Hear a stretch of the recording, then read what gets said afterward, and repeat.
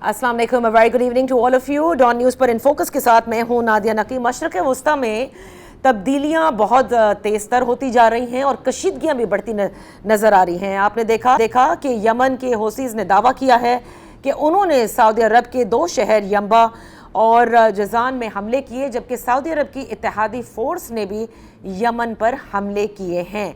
अब ये जो डेवलपमेंट है, इससे ईरान के जो फॉरेन मिनिस्टर हैं अब्बास अरागची साहब, वो ये कहते हैं कि यमन के जो मामलात हैं या बाबुल मंदब पे जो मामलात हैं उनको ईरान से जोड़ना दुरुस्त नहीं, क्योंकि ये सऊदी और हुसीज़ के दरमियान बहुत पुराने मामलात हैं, इससे ईरान का कोई ताल्लुक़ नहीं है। इसके अलावा अमरीकी जो सदर हैं डोनाल्ड ट्रंप, उनकी एक बड़ी अहम मीटिंग अपने मुशीरों के साथ भी हुई है, जिसमें ईरान पर मज़ीद और ज़ोरदार हमलों को जो है उस पर गौर किया जा रहा है। यहाँ भी मामलात ख़राब नज़र आ रहे हैं, लबनान के मामलात आपके सामने हैं, गज़ा के भी आपके मामलात सामने हैं। तो मशरक़ वस्ता में इस वक्त जो हालात नज़र आ रहे हैं उसकी दुरुस्तगी कैसे होगी? क्या जो वॉर थिएटर है वो मज़ीद एक्सपैंड हो रहा है? इस पर बात करते हैं। हमारे साथ इन फोकस हैं हुसैन हक साहब, former ambassador to the United States. बेहद शुक्रिया फॉर जॉइनिंग अस।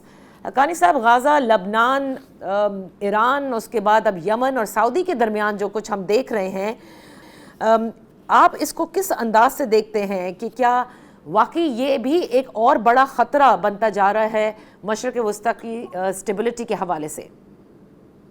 मशरक़ वस्ता में अदम इस्तेहकाम तो यकीनन बढ़ा है और इस अदम इस्तेहकाम का बहुत बड़ा ज़िम्मेदार ईरान है। ये बात वाज़ेह है कि ईरान ही चाहता है कि जंग का मैदान वसी तर होता चला जाए, ताकि ज़्यादा से ज़्यादा ममालिक मुतासर होने के बाद अमेरिका को इस बात पर मजबूर करें कि अमेरिका ईरान के ख़िलाफ़ इक़दाम करना बंद करे।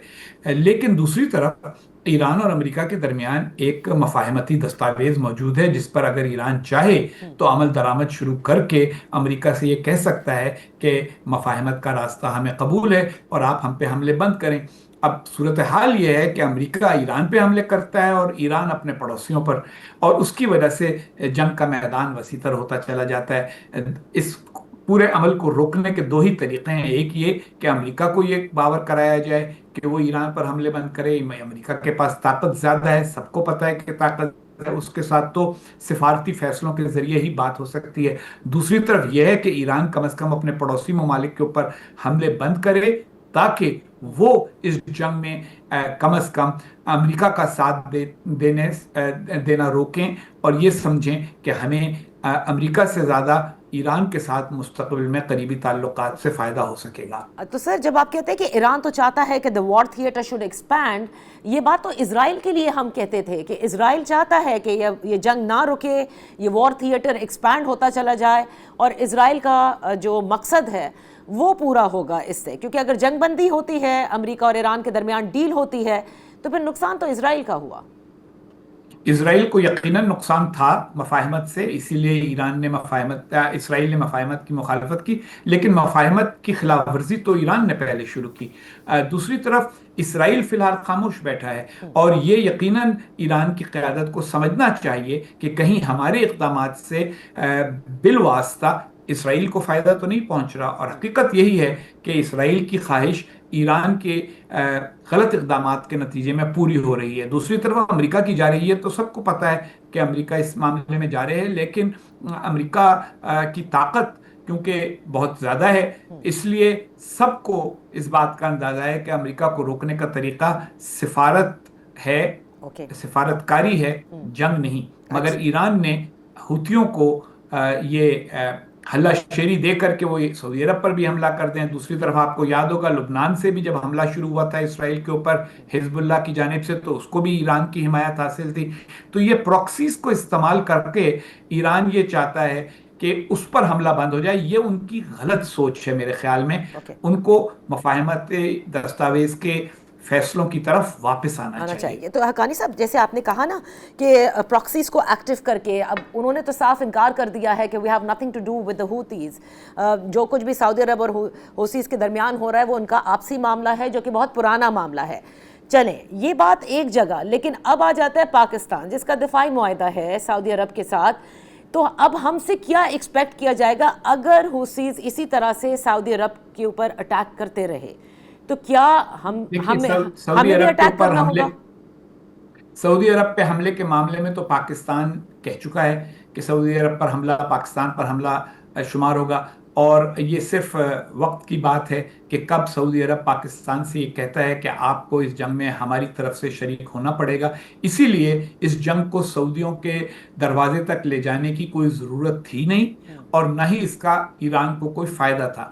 लेकिन हूती जो कि ईरान के बहुत करीब रहे हैं, चाहे ईरान कुछ कहता रहे, बयानात तो हर एक देता है कि हमारा फलां से ताल्लुक़ नहीं, वो तो ये भी कहते हैं कि हिजबुल्लाह एक आज़ाद एक्टर है, लेकिन सबको पता है कि अंदरूनी तौर पे किसके ताने बाने किससे कहाँ जाके मिलते हैं। तो ईरान को सऊदी अरब के दरवाजे तक ये जंग ले जाने की कोई ज़रूरत थी नहीं। और अगर उन्होंने इसमें अपना हाथ न रोका तो पाकिस्तान को बहरहाल सऊदी अरब से अपने वादे पूरे करने पड़ जाएंगे। तो हक्कानी साहब, ऐसे में अगर ऐसा हुआ तो फिर पाकिस्तान के ईरान के साथ ताल्लुकात भी आप समझते हैं कि फिर टेंस होंगे?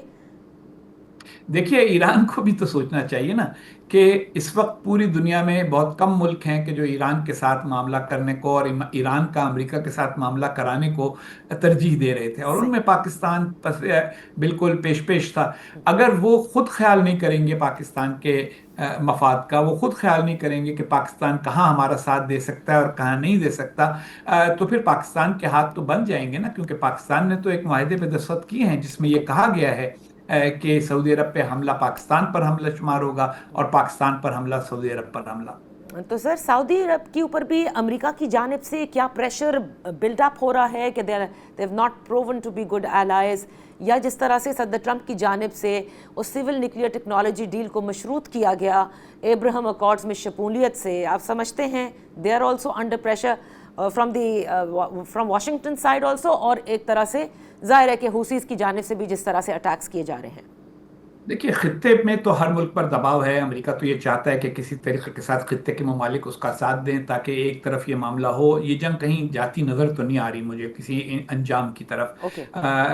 सिर्फ फ़ज़ाई हमलों से काम चल नहीं रहा, और ज़मीनी हमले के लिए इस वक्त अमेरिका ज़हनी तौर पर, कौमी तौर पर बिल्कुल तैयार नहीं है।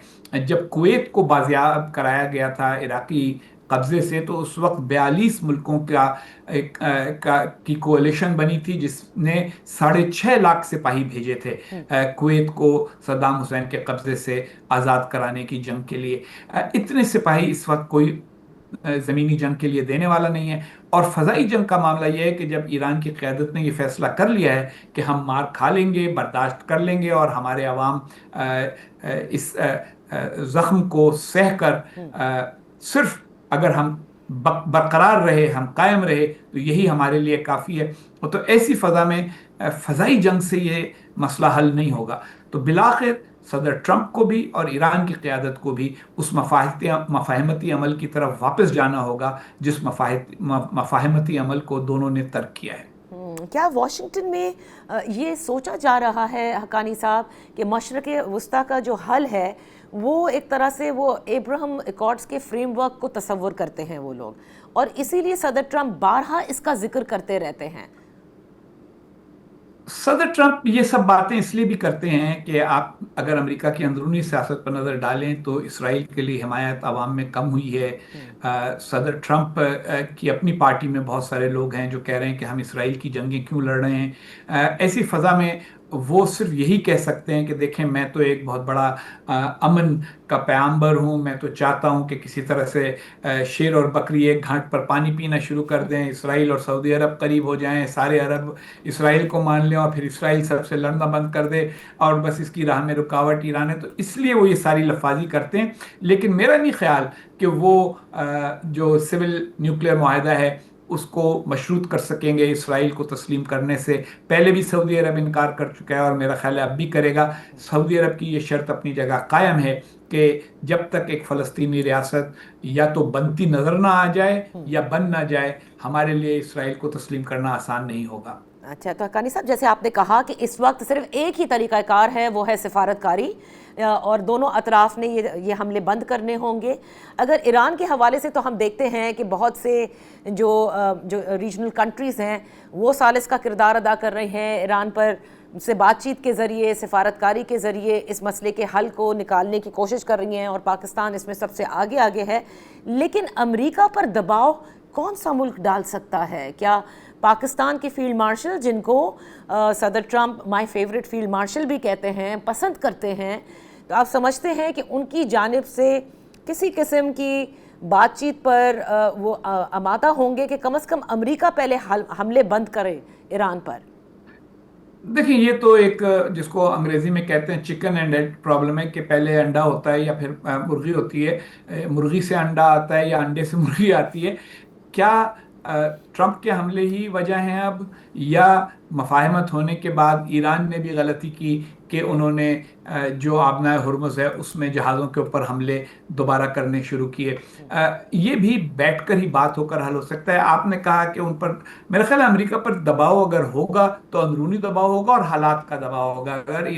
اگر امریکہ ایران کے حوالے سے اپنے جنگی اہداف حاصل نہ کر سکا تو پھر امریکہ کو بہرحال اس جنگ کو روکنے کا کوئی عذر ڈھونڈنا ہوگا، اور وہی عذر بنیاد بنے گا بات چیت کی. پہلے بھی بات چیت اس وجہ سے نہیں ہوئی تھی کہ امریکہ کو کسی نے قائل کیا تھا کہ جی آپ آ جائیں بات چیت کر لیں.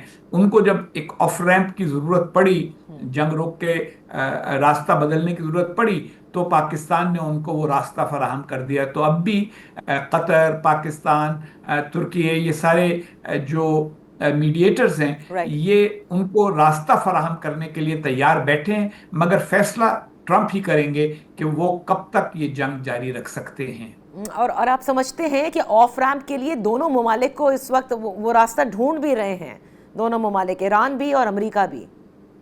دیکھیے، جب پچھلی بار بات چیت ہوئی تھی تو یقیناً دونوں ممالک راستہ ڈھونڈ رہے تھے. ایران کو میرا خیال ہے اس کے بعد کچھ تھوڑا سا اطمینان ہوا کہ شاید ہم ابھی بھی کچھ مسل فلیکسنگ کر سکتے ہیں. دونوں ممالک میں انا کا بہت بڑا مسئلہ ہے. ایران کی قیادت یہ نہیں ماننا چاہتی کہ اس کو جنگ میں کسی قسم کی شکست ہو رہی ہے یا مشکل ہو رہی ہے، اور وہ دکھانا چاہتے ہیں کہ ایران قائم رہے گا، ایران لڑ سکتا ہے. دوسری طرف امریکہ یہ ماننے کو تیار نہیں ہے، یا صدر ٹرمپ کم از کم یہ ماننے کو تیار نہیں ہے کہ جنگ میں ان کو ناکامی ہوئی، اور وہ یہ سمجھتے ہیں کہ جتنی زیادہ وہ بمباری کر لیں، جتنی زیادہ وہ تباہ کاری پھیلا لیں، اس کے بعد ان کے لیے یہ کہنا ممکن ہے کہ میں نے کوئی ہدف حاصل کیا. تو اس لیے ایک مرحلے پر دونوں کو یہ تھکن محسوس ہوگی کہ ہم کہیں پہنچ بھی نہیں رہے اور یہ جنگ بھی مسلسل جاری ہے. اچھا، اب اس خطے میں ظاہر ہے جو کانفلکٹ کا آغاز ہوا اس میں چین کا ایک سفارتکاری کا، خاموش سفارتکاری کا کردار پیچھے مستقل رہا ہے.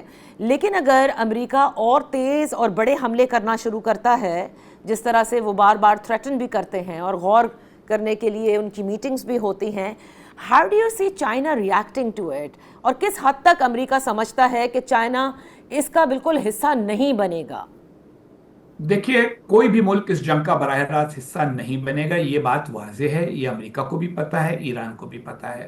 خواہش ہو سکتی ہے ایران کی کہ وہ دوسرے ملکوں کو اس جنگ میں گھسیٹ لے، امریکہ کی بھی خواہش ہو سکتی ہے کہ دوسروں کو اس میں گھسیٹ لے، لیکن کوئی ملک اس جنگ کا حصہ بننے کو تیار نہیں ہے. اور سب یہ سمجھتے ہیں کہ یہ ایک ایسی جنگ ہے کہ جس سے فوری طور پر کچھ نتیجہ حاصل نہیں ہوگا. تو چین، میرا نہیں خیال کہ جنگ میں کسی قسم کا براہ راست کردار ادا کرے گا. جو کردار اس نے اب تک ادا کیا ہے ایران کو مسلح کرنے کے حوالے سے اور اقوام متحدہ میں امریکہ کی من پسند قراردادیں منظور ہونے سے روکنے کے حد تک، وہ کردار وہ ادا کرتے رہیں گے. کیا فیوچر میں چائنا ایران کے ساتھ کسی قسم کی کوئی اسٹریٹجک پارٹنرشپ رکھے گا؟ آپ دیکھ رہے ہیں ایسا ہوتا ہوا، something to do more close relations؟ دیکھیں، یہ جو اسٹریٹجک پارٹنرشپس ہوتی ہیں یہ 2 دن میں تو نہیں بنتی. اس میں بہت کچھ ہوتا ہے، اور دونوں ممالک کے مفادات اور دونوں ممالک کی قیادتوں کے فیصلوں سے یہ چیزیں متعین ہوتی ہیں. ایران کے بعض اقدامات ایسے ہیں کہ جو چین کی قیادت کو بھی ریشنل نہیں محسوس ہوتے. ایران ایک نظریاتی مملکت بن گیا ہے، اس کی ایک قیادت ایک نظریاتی قیادت ہے، وہ اپنے نظریے کے مطابق فیصلے کرتے ہیں. چین کی قیادت ایک عملیت پسند پریگمیٹک قیادت ہے. وہ اس قسم کی نظریاتی متشدد سوچ کو پسند نہیں کرتے کہ ہمارا ملک تباہ ہو جائے گا لیکن ہم ثابت کر دیں گے کہ امریکہ جو ہے وہ ہمیں تباہ نہیں کر سکا، حالانکہ تباہ تو ہو گئے. تو اس لیے چین ایسی کسی چیز کا حصہ نہیں بننا چاہتا، نہیں بنے گا، نہ بننا چاہے گا. اچھا، آخر میں آپ سے جاننا چاہوں گی، آپ کی سفارت کاری کا ظاہر ہے ایکسپیرینس بھی، حقانی صاحب، what would you want Pakistan to do right now, یا آپ کس طرح سے دیکھتے ہیں اور سمجھتے ہیں کہ we are following the right track? کیونکہ ایک طرح سعودی عربیہ کے ساتھ معاہدہ، حوثیز کا حملہ، ایران کے ساتھ سفارت کاری، امریکہ سے بھی ظاہر ہے ہماری بات چیت رہتی ہے اسی حوالے سے. Are we going on the right track? امریکہ کے حوالے سے پاکستان اس وقت بہت سنبھل کے چل رہا ہے. ایران کے ساتھ بھی جنگ مول لینا پاکستان کے فائدے میں نہیں ہے. ایران کو تنبیہ وزارت خارجہ نے کر دی ہے کہ آپ حوثیوں کو سنبھالیں. حوثیوں کو بھی تنبیہ کر دی ہے کہ آپ لوگوں کے خلاف ہمیں بھی کوئی نہ کوئی قدم اٹھانا پڑے گا. آپ جو جہاز رانی ہے وہ بحر احمر میں اس میں مداخلت نہ کریں اور جنگ کو وسیع نہ کریں. تو اس لیے پاکستان نے اب تک سفارتی طور پہ وہ سارے اقدامات کیے ہیں جو پاکستان کو کرنے چاہیے. صحیح، بہت بہت شکریہ حقانی صاحب ود اس آن دا شو. اسی کے ساتھ وقت ہوا ہے ایک بریک کا. بریک کے بعد جب واپس حاضر ہوں گے تو پاکستان میں آزاد کشمیر میں انتخابات ہونے کو ہیں، اس حوالے سے بات کریں گے.